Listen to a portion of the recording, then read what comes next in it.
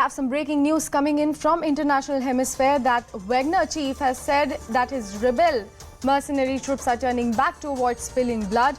This comes right after Belarusian leader Alexander Lukashenko said on Saturday that he had negotiated with Wagner chief Yevgeny Prigozhin to end the movement of his mercenary troops inside Russia in order to de-escalate the situation. Now, Wagner chief has also said, and as I quote, that we are turning our columns around and are going back to the camps. Wagner chief Yevgeny Prigozhin announced this after vowing to march on Moscow to topple the military leadership of Russia.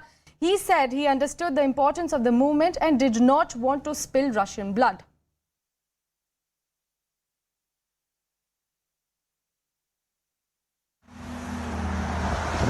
Mutinous Russian mercenaries who had been surging to Moscow agreed to turn back on Saturday to avoid bloodshed. That's according to the leader of the Wagner private army, Yevgeny Prigozhin. Wagner. In an audio message, the former ally of Russian President Vladimir Putin said his forces got about 125 miles from the capital. Now the moment has come when blood could be spilled, he said, adding, "We are turning our columns around." Reuters could not independently verify how far fighters got. The de-escalation of the major challenge to Putin's grip on power was brokered by Belarusian President Alexander Lukashenko, his office said. Under the deal, Prigozhin will move to Belarus, the Kremlin said, with safety guarantees for the leader and his men.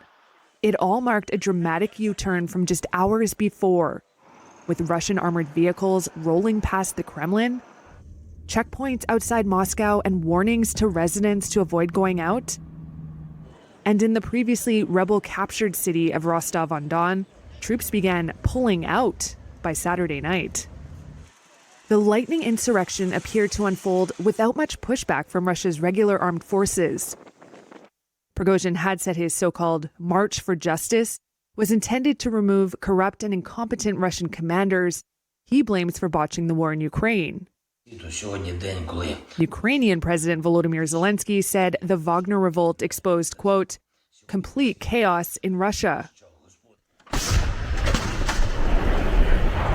It came just as Kyiv is launching its strongest counteroffensive since the war began last year.